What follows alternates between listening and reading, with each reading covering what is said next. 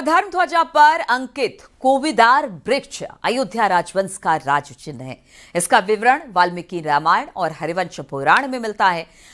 भरत जी जब प्रभु श्री राम को मनाने के लिए चित्रकूट पहुंचे, तब रथ पर दूर से ही ध्वज का कोविदार वृक्ष की छवि देखकर लक्ष्मण जी ने कहा था, यह अयोध्या की सेना है। इस वृक्ष का औषधीय महत्व है और आयुर्वेदिक ग्रंथ में इसका विवरण है।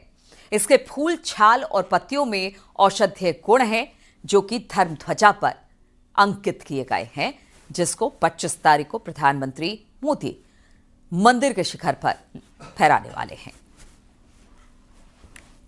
ध्वजारोहण में ध्वज पर अंकित कोविदार वृक्ष की चर्चा बहुत हो रही है और इसका सबसे पहला विवरण जो मिलता है वह वाल्मीकि रामायण के अनुसार, जब प्रभु श्री राम चित्रकूट में थे, उनसे मिलने के लिए जब भरत जी पहुंचने वाले होते हैं, तो दूर से ही लक्ष्मण जी अयोध्या राजवंश के ध्वज पर कोविदार के वृक्ष को देखकर कहते हैं कि यह हमारे अयोध्या का ध्वज है और अयोध्या की सेना आ रही है।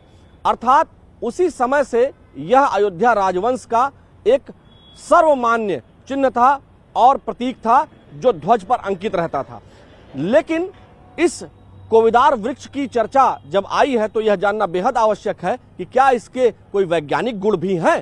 तो आयुर्वेद में इसकी वृहद चर्चा है, पुराणों में इसकी वृहद चर्चा है।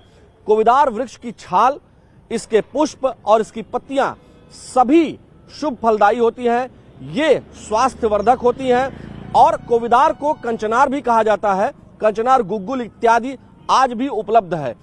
यह गुलाबी रंग के पुष्प इसमें होते हैं और यह माना जाता है कि इसके औषधीय गुण हैं, ऐसा आयुर्वेदाचार्य कहते हैं। कुल मिलाकर कोविदार वृक्ष वास्तव में स्वास्थ्य के लिए भी अच्छा होता है और इसका विवरण पुराणों में भी मिलता है और आयुर्वेदाचार्य भी कहते हैं।